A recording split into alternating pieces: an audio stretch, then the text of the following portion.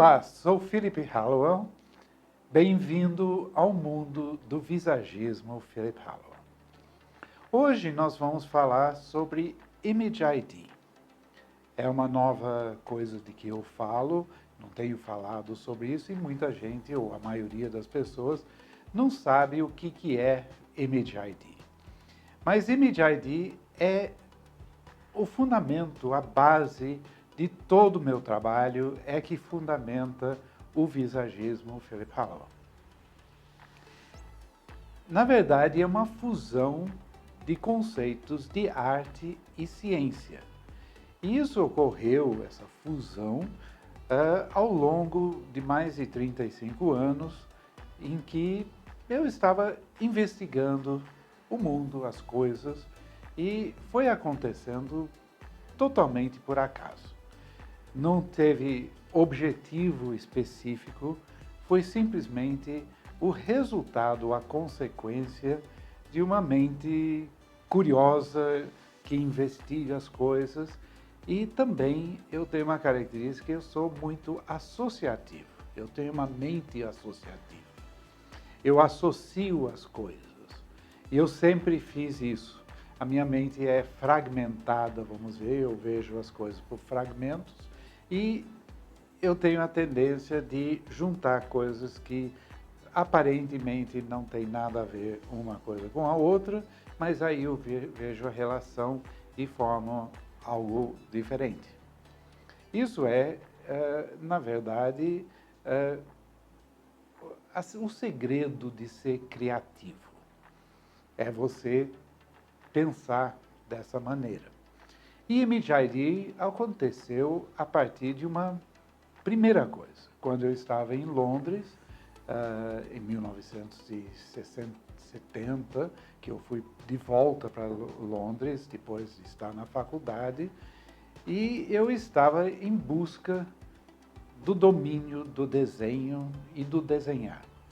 Eu estava entrando num processo de desenvolver a minha arte e eu precisava desenvolver o desenho. Nessa época, praticamente todos os artistas estavam fazendo uma arte abstrata e havia uma ideia de que o desenho não era importante. Só que o desenho é mais amplo do que simplesmente representar o mundo real que a gente vê. Desenho, na realidade, vem da palavra desígnio, e que significa que é saber como transformar um desígnio, uma intenção, numa imagem com harmonia estética. E aí, dessa palavra vem o design, e vem o de burro, todas as palavras relacionadas ao desenho contêm esse conceito básico. E essa era a coisa que me fascinava, eu não conseguia entender. E eu comecei a desenhava 10 horas por dia na busca desse domínio. Só que no meio do caminho eu encontrei o livro do Jung, o psicólogo Jung, que falava de símbolos arquetípicos. E aí que aconteceu a primeira associação. Símbolos arquetípicos são símbolos universais que todo mundo reconhece instintivamente e, na verdade, é um processo inconsciente. O Jung investigou isso ao longo da sua vida. Na verdade, ele investigou os arquétipos. Arquétipos são padrões que regem a vida das pessoas. Então, tem vários tipos de arquétipos. E dentro dos arquétipos tem os arquétipos que são signos, os símbolos visuais. E ele escreveu um livro chamado O Homem e Seus Símbolos, em que ele explica como é que funciona isso. Esses símbolos arquetípicos são a linguagem do inconsciente e também a linguagem dos sonhos. Então, quando você consegue fazer a leitura desses símbolos arquetípicos, você consegue ler o que é o significado de um sonho. E foi principalmente para isso que o Jung desenvolveu essa teoria dos símbolos arquetípicos. Ele não estava pensando na arte, na verdade, apesar de ter percebido que esses símbolos estão em todas as culturas, porque além de psicólogo e de psicanalista, o Jung era um antropólogo. Ele estudava as culturas, estudava como que o homem se desenvolveu. Ele tinha um conhecimento extremamente vasto e multidisciplinar. E esses símbolos arquetípicos, ele percebeu que estão, por exemplo, no formato de o quadrado é sempre ou quase sempre a estrutura das cidades. O triângulo é o símbolo do perigo em todas as culturas. A cruz tem um significado em muitas culturas e usado da mesma maneira, por isso que são símbolos universais. Aí, quando eu vi isso, eu percebi que, na verdade, esses símbolos estão nas estruturas de todas as imagens, intencionalmente ou não, porque uma composição é formada é construída em cima de formas geométricas. Pode ser um quadrado, pode ser um círculo, pode ser um triângulo, ou pode ser uma mistura de duas ou três formas geométricas. E a gente usa isso, pelo menos até então, o que eu tinha visto, que a gente pensa mais esteticamente, o que vou fazer, como vou fazer. Quando eu conheci o trabalho do Jung, eu comecei a usar esses símbolos conscientemente com uma intenção. Então, passar a intenção do meu quadro, do meu assunto, já na estrutura da imagem. E isso foi tremendamente revolucionário para mim, e hoje eu vejo que ninguém tinha feito isso antes. Ninguém tinha pensado dessa forma em termos de símbolos arquetípicos, e eu acredito que ninguém depois. Até hoje não vi ninguém fazer essa associação.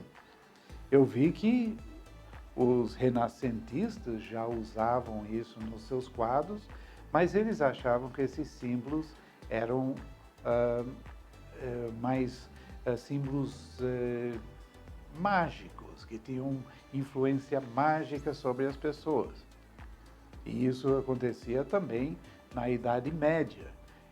Por exemplo, se você for para Londres e entrar na Abadia de Westminster, e for onde ocorre a coroação da rainha ou do rei da Inglaterra, você vai ver no chão tem um desenho de um hexágono, porque o hexágono era considerado um símbolo místico que conduzia as forças espirituais.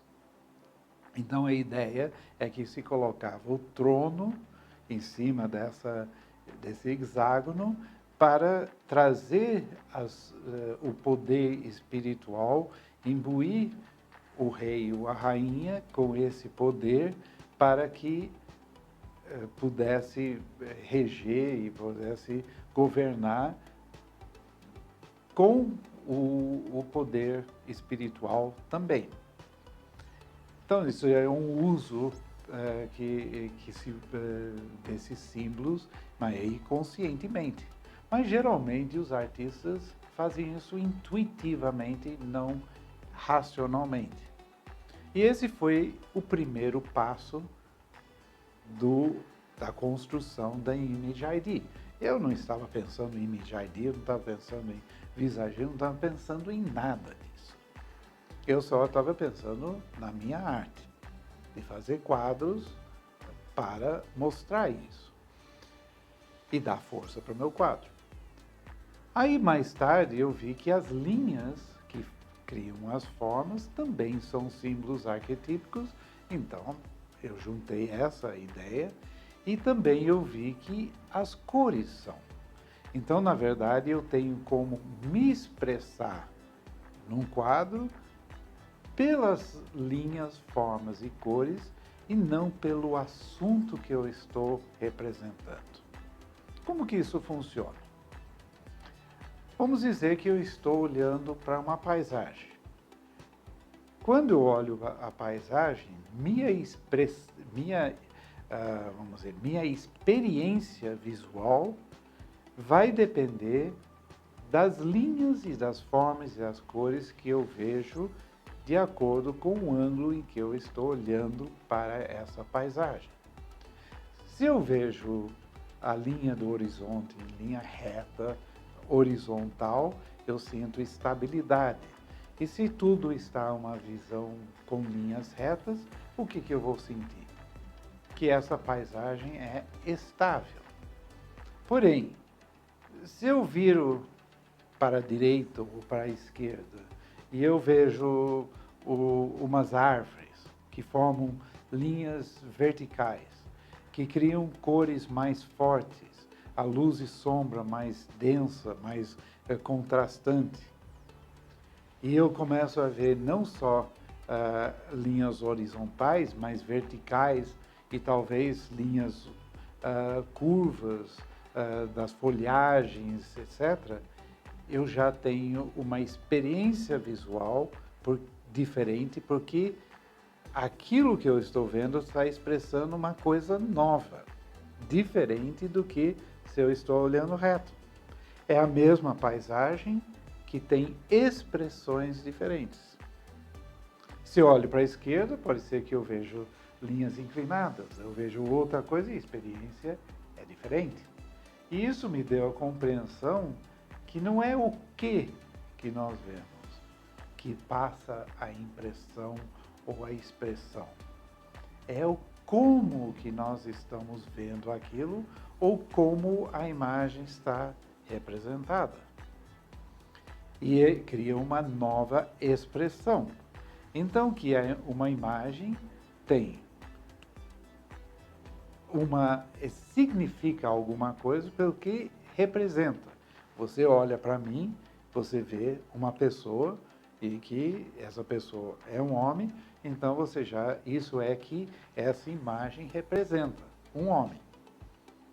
Mas não é só isso que você vê.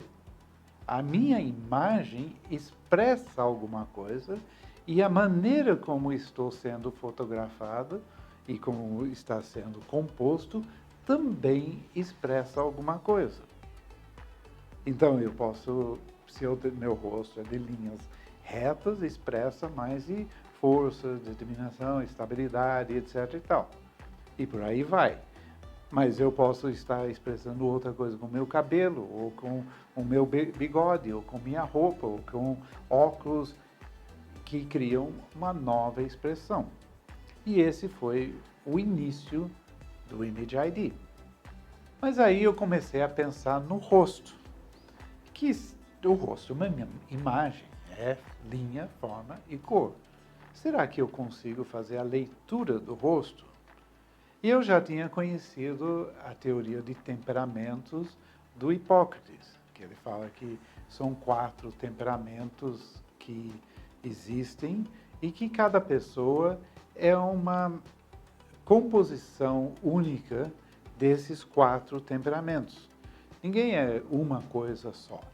Então, tem pessoas que tem o colérico, que é de força, o sanguíneo, que é dinâmico, extrovertido, o melancólico, que é mais introvertido, pensativo, perfeccionista, e o fleumático, que é mais estável, pessoa mais ligada à terra e espiritual.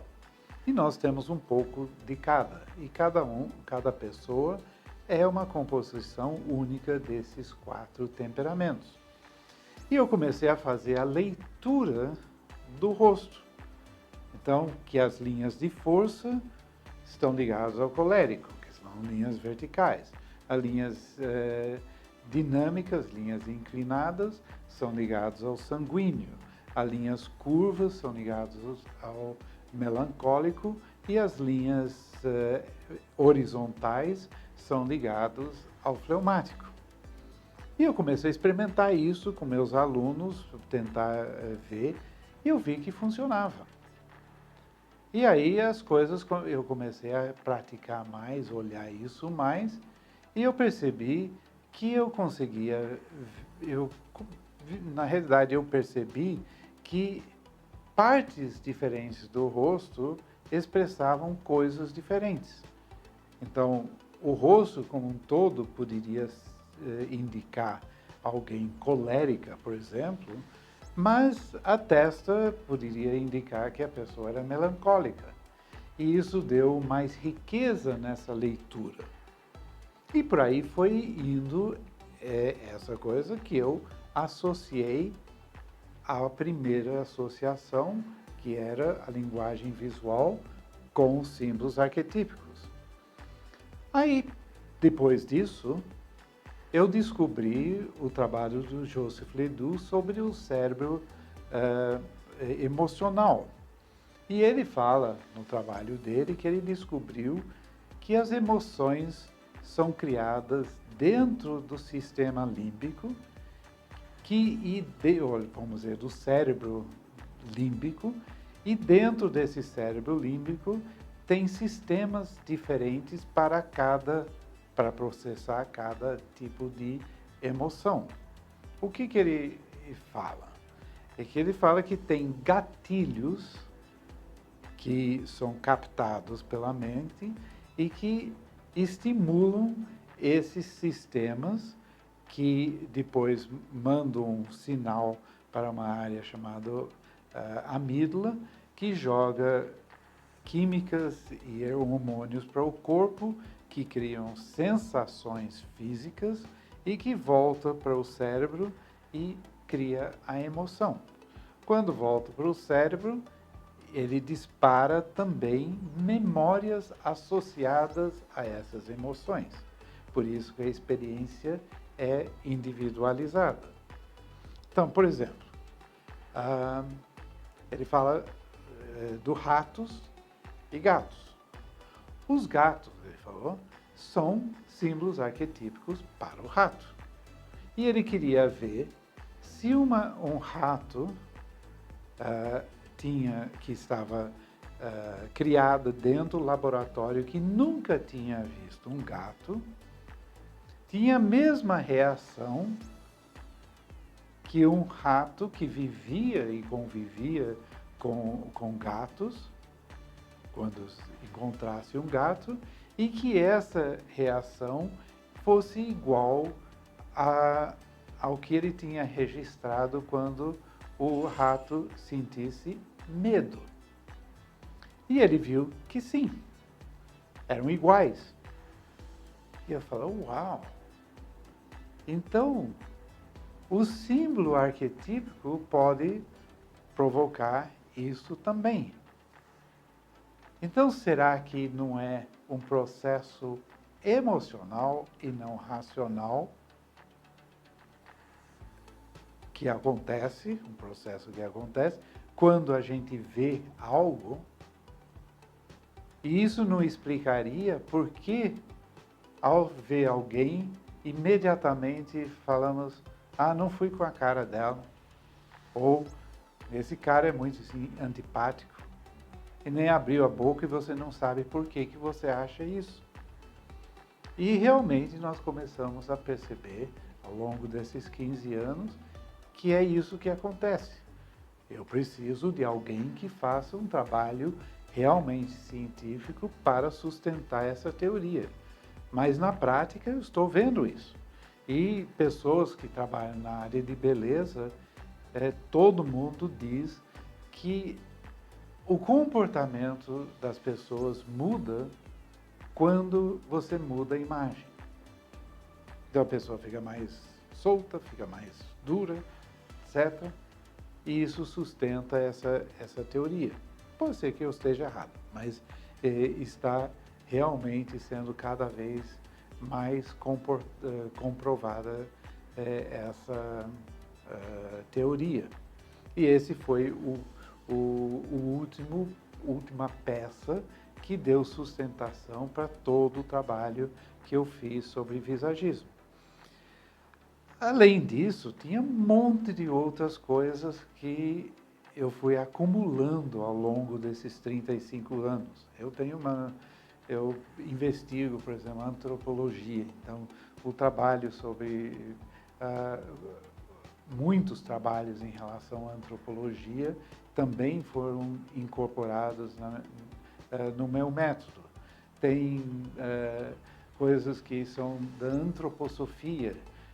O método de fazer a consultoria foi derivada de métodos de questionamento, de estímulo que eu uso dentro do cursos de criatividade. E isso tudo, essa junção de conhecimentos, vamos dizer, uma sinosia, é que criou as bases para o visagismo. Inicialmente, eu achei que seria óbvio que houve todas essas associações. Mas aí eu percebi que as pessoas começaram a falar: o Jung criou o visagismo, ou tem uma outra, uma máxima, né, que é a forma segue a função, que é que é uma coisa que vem da arquitetura, que foi algo que o Louis Sullivan falou. E é uma das bases do visagismo. Então, foi o Sullivan que começou o visagismo. Ou até eu vi esse absurdo de alguém falar que foi Hipócrates, com o temperamentos, que iniciou o visagismo. Não é nenhum deles individuais. E eu não inventei nada disso aí, não criei nada, não descobri nada de temperamentos, etc, etc. O que eu fiz foi juntar essas coisas e criar uma coisa nova ao juntar conceitos de arte e de ciência. E isso é a fusão de arte e ciência que deu o Image ID, que sustenta o visagismo.